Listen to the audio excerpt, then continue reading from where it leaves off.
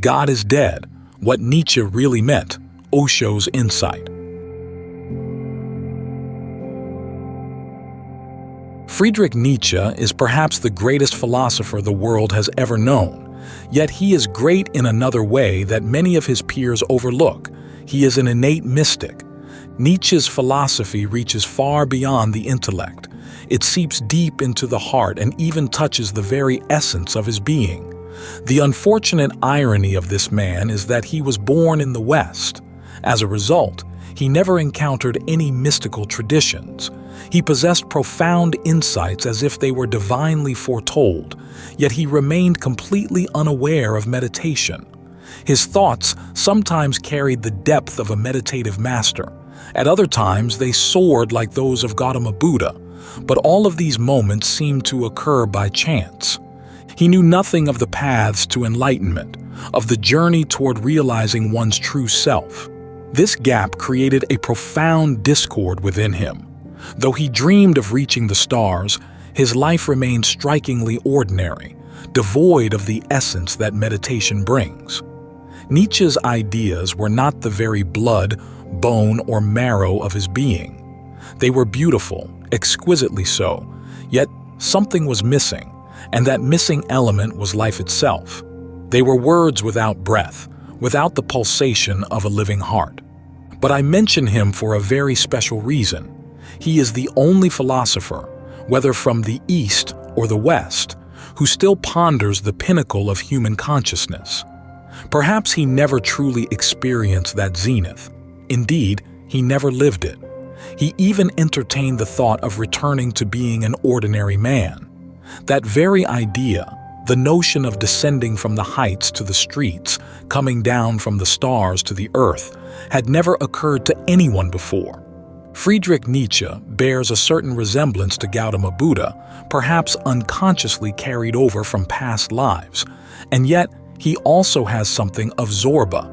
He is the living proof that Buddha and Zorba can indeed meet, that those who have reached the highest peaks need not cling to them. In truth, they do not need to remain there.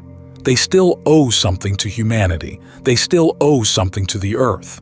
They were born among us, sharing in our suffering and darkness. Now that they have seen the light, they must return to awaken those who slumber, to bring the good news that darkness is not all there is, and that the unconscious is a choice we can overcome. If we choose consciousness, all of the unconscious and darkness can vanish. It is our own choices that have left us living in dark valleys. But if we decide to reside on summits bathed in light, nothing can stop us, because that is our very potential.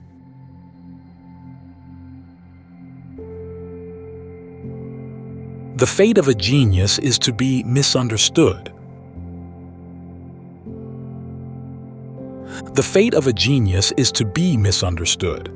If he were not misunderstood, he would cease to be a genius. If the masses could comprehend him, it would mean that he speaks on a level of common intellect. Friedrich Nietzsche, too, was misunderstood, and from that misunderstanding sprang unimaginable calamities. Yet perhaps this was inevitable. To truly understand someone like Nietzsche, one must possess a similar level of consciousness, if not something even higher. Adolf Hitler was so dim-witted that there was no foundation to suggest he could grasp the true meaning of Nietzsche's words, yet he became a prophet for Nietzsche's philosophy. In keeping with his sluggish intellect, he not only misinterpreted but also acted upon those misinterpretations, and the result was World War II. When Nietzsche spoke of the will to power, he was not referring to a will to dominate. That, however, is exactly the meaning the Nazi Party ascribed to it. The will to power is completely the opposite of the will to dominate. The will to dominate arises from a base inferiority complex, a desire to rule over others merely to prove to oneself that one is not inferior, that one is superior. But such a person must continually provide proof. Without evidence, he is painfully aware of his inadequacy and must use countless demonstrations to conceal it. A truly superior individual needs no such evidence. He is superior simply by his nature. Does a rose need to argue about its beauty? Does the full moon need to spend time proving its radiance? The truly great know their own worth without needing to prove it, and thus do not exhibit a will to dominate. Of course, Friedrich Nietzsche possessed a will to power, but you must understand it in a very different sense. His will to power meant that he sought to fully express his own potential. That will was entirely personal. It had nothing to do with anyone else. It was solely focused on himself. He wanted to bloom, to let all the hidden flowers of his potential reach toward the heavens. It is incomparable. It does not strive to elevate itself above others, but rather endeavors to soar as high as its own capacity allows. The will to power is an intensely personal force. It yearns to dance to the highest reaches of the sky, to converse with the stars, without concerning itself with proving anyone else's inferiority. It is not competitive.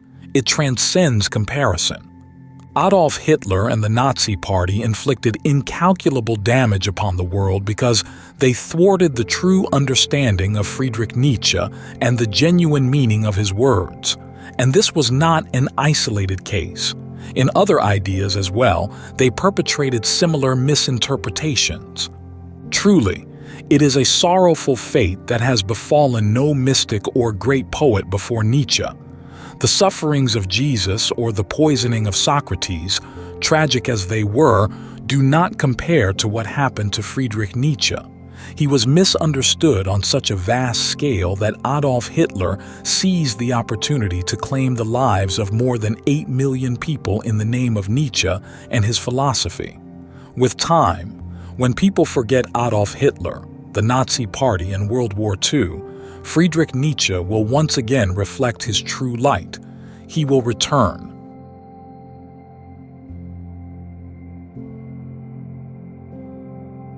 Cleansing Nietzsche: Misinterpretations, Insanity, and the Will to Power. One day, some ascetics from Japan informed me that my books had been translated into their language and were selling like hotcakes. And next in line were Friedrich Nietzsche's works, which were also being warmly received by readers. And just a few days ago, similar news arrived from South Korea. Perhaps people have found something alike in these books. But Friedrich Nietzsche must be clarified once more, so that all the nonsense the Nazi Party imposed upon his radiant philosophy is forever erased. He must be purified. He needs a baptism. Little Sammy once told his grandfather about the great scientist Albert Einstein and his theory of relativity. "Uh-huh," Sammy's grandfather said. "So what does that theory say?" Our teacher explained that only a few people in the world are capable of truly understanding it, Sammy replied. But then she went on to explain its meaning. Relativity is just like this. If a man sits next to a beautiful girl for an hour, the time feels like a minute. But if he sits next to an oven for a minute, it feels like an hour. That's relativity. Sammy's grandfather fell silent, shook his head, and gently said, "Sammy, does that Einstein guy make his living from that?" People's understanding corresponds to the level of their consciousness. Nietzsche falling into the hands of the Nazi Party was merely a coincidence. They needed a philosophy for war, while Nietzsche extolled the beauty of the soldier. They required an idea to incite conflict, and Nietzsche provided them with a reason that could not be more perfect: the Superman. Such beautiful ideas. Nietzsche could never have imagined that they would become so dangerous as to turn into a nightmare for all humanity. But you can't avoid being misunderstood. There's nothing you can do about it. A drunk, reeking of whiskey, cigars, and cheap cologne, staggered onto a bus, struggling between 2 rows of seats until he finally collapsed into a seat right beside a priest. The drunk stared intently at the seemingly irate man next to him and asked, "Hey, Father, may I ask you something? What causes arthritis?" The priest replied in a curt, cold tone, It's due to an unrighteous lifestyle, excessive drinking, smoking, and fraternizing with promiscuous women. "Damn it!" the drunk exclaimed. They fell silent for a moment. The priest began to feel remorse for having reacted so harshly to a man clearly in need of compassion. He turned to the drunk and said, "I apologize, my son. I did not mean to be severe. How long have you suffered the terrible pain of arthritis?" "My pain?" the drunk asked. "I don't have arthritis. I only read in the paper that the Pope is suffering from it. And now, what can you do? Once you say something, everything depends on the listener and what he infers from your words. Yet Nietzsche's role is so important that he must be cleansed of all the rubbish the Nazi Party imposed on his ideas. And the strangest part is that not only the Nazi Party, but other philosophers as well have misunderstood Nietzsche. Perhaps Nietzsche was such a great genius that even those labeled as great can never truly comprehend him. Nietzsche introduced so many revolutionary insights into the world of thought that even one of them would have been enough to crown him as one of the greatest philosophers in history. And he possessed dozens of completely original understandings that humanity had never even dreamed of. I hold this man in the highest regard and am deeply saddened that he was misunderstood, not only misinterpreted but also confined in an insane asylum. The doctors declared him mad. His insights were far beyond the grasp of ordinary minds, so those very minds rejoiced in proclaiming him insane. If he weren't mad, then we'd all be too normal. He had to be mad. He was locked away in an asylum.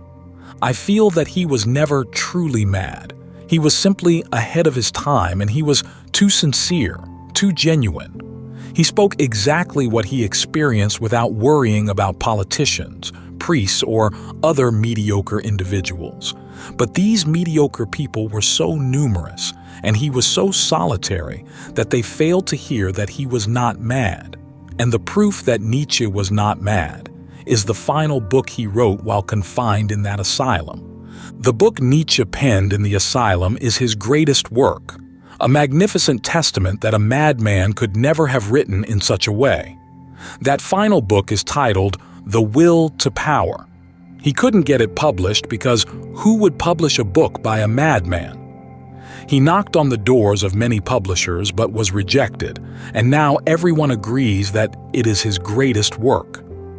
After Nietzsche passed away, his sister sold the house and many other belongings to publish the book, for it was his final wish, and he never saw a printed copy. Was he mad? Or are we living in a mad world? If a madman can write a book like The Will to Power, then it is better to be mad than to be as sober as Ronald Reagan, who merely stockpiles nuclear weapons, with thousands of people hired to manufacture them 24 hours a day. You call those people sane, but can you really say that Friedrich Nietzsche is mad?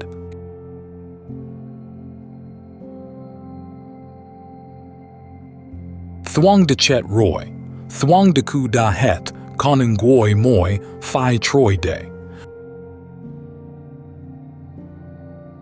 Friedrich Nietzsche declared that God is dead. He had to proclaim it because God had indeed died. The God that people had worshipped for thousands of years is dead.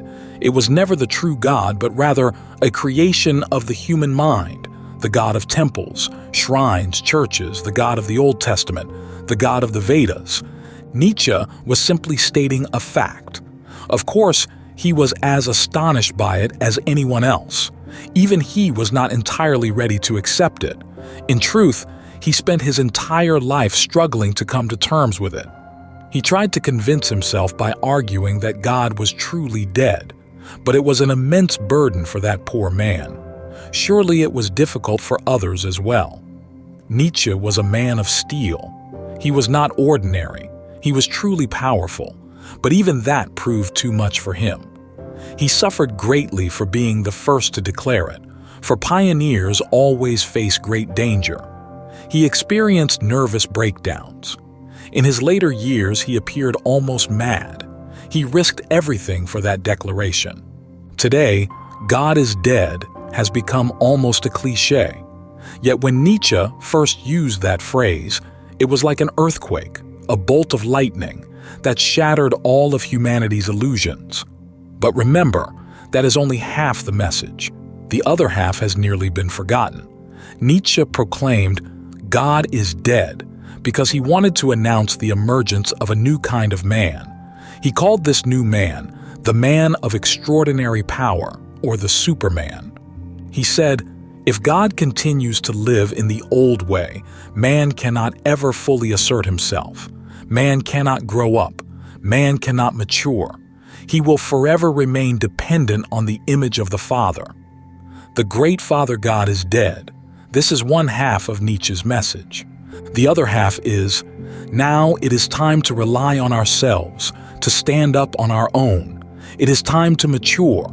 Enough dependency. Enough of this foolish praying. Enough of these empty rituals. Let's put an end to such pointless practices.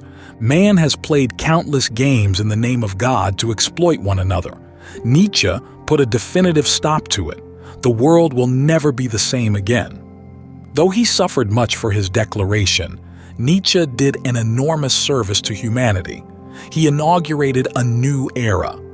The old God is dead, and that is a fundamental precondition for the emergence of a new God, a new version more in tune with modern, contemporary consciousness. The God of the Old Testament was perfect for those who invented him. He was perfect for those with whom the prophet Moses communed. He was a language they could understand. Now, thousands of years have passed. God needs new garments while you continue to clothe him in tattered, worn-out robes. God is not dead. God can never die, but the old version is dead. Man must be loved, for only the nourishing power of love helps man mature. Man must understand that he is alone, that he must rely on his own inner strength, not on some celestial father. Once man takes responsibility and shoulders the burden on his own, a great revolution will surely occur, for man possesses infinite potential. If we continue to depend on some God, man will completely forget his own potential, his future, his capacity to grow. It is a blessing that God has been abandoned. Now, man must embrace his life with both hands. And the beauty lies in this.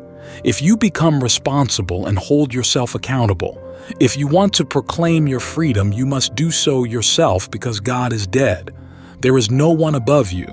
Once you accept that you must forge your own path and gropingly discover your way, life will take a new leap into the depths of the unknown. Life will again become an adventure. Life will once more be a journey filled with the joy of uncovering new events, new truths, new territories, and new heights of happiness. And only by becoming an adventurer can you behold the new face of God, a face far more genuine than the old one because it is far more mature. If Nietzsche met the Buddha, surely the Buddha would wholeheartedly agree. Surely God would say, "You are right. God is dead, the God of the masses." But there is another version, the version of the enlightened. Their God is not an individual. Their God is life itself. And how can life die? The trees remain green. The birds still sing. The sun endures. The night retains its poetry. And love overflows. How can God die? The God of existence never dies. The concept of God must die over and over again. Each time man matures, the old concept must be discarded. Nietzsche's seeds of thought, intellectual freedom, hollow intellect, and the missing art of meditation. Nietzsche had so much to say that he couldn't afford to delve into all the details of his reasoning and the methods by which he arrived at his conclusions. He simply stated the conclusions aphoristically and then moved on to another subject, and he did so in that very manner. But I love his style. That's real writing. If people are smart enough, you don't need to lay out every single argument before drawing a conclusion. The conclusion itself is enough. If they're intelligent and perceptive, they'll grasp the earlier reasoning without it having to be explicitly presented. It isn't necessary. Nietzsche didn't write for children. He believed he was writing for philosophers. Yet he was mistaken. Those so-called philosophers aren't mature enough either. They demand the whole process. They can't immediately see the entire journey from the conclusion alone, and he had to say so much that he couldn't fully elaborate on the entire process. In every direction and aspect, he was merely touching on the very foundations. But whatever Nietzsche said was only presented in seed form. Naturally, it will take 100 years for it to fully blossom, and now people can look back on this man. I have infinite love and deep compassion for Friedrich Nietzsche because he suffered his whole life simply because he remained a thinker, never having transcended mere thought. Otherwise, he wouldn't have had to endure so much pain. Truly, he should have been in the East because in the East it's nearly impossible to avoid meditation. Sooner or later, you inevitably encounter it, especially for a great thinker like Nietzsche. Had he embraced meditation, he would undoubtedly have brought even more treasures into the world and would not have suffered so much. Surely he wouldn't have given others the chance to dismiss his writings as mere insanity. His descent into madness became the evidence by which people claimed he was mad from the start. Everything just kept growing until it finally exceeded the limits of endurance. We learned so much from Friedrich Nietzsche. For those who care about Nietzsche, I want you to understand that you must not overlook meditation as Nietzsche did. Otherwise, you risk becoming great intellectuals who are empty inside, without roots, without a solid foundation. And the risk of insanity is ever present, because when the mind is developed to its fullest capacity, it can only lead to madness. There is no other way. If the mind were fully developed, that person would indeed become mad, unless he simultaneously cultivated a state of non-intellect that would become his foundation. Then he could use his mind to his heart's content without leaving any trace of destructive strain. So, this is the message I want to send to those who love Nietzsche. Do not become purely cerebral intellectuals. Before engaging with Nietzsche, you need to cultivate a strong focus on meditation. Only then can Nietzsche's work be a true joy. His insights can help you fully understand those truths that are always obscured by swirling clouds. The pedants don't want these clouds to be dispersed because they rely on them, so they can continue saying whatever they want and keep exploiting others, turning people into slaves. Nietzsche might represent a great freedom, but without meditation, that freedom becomes a great danger.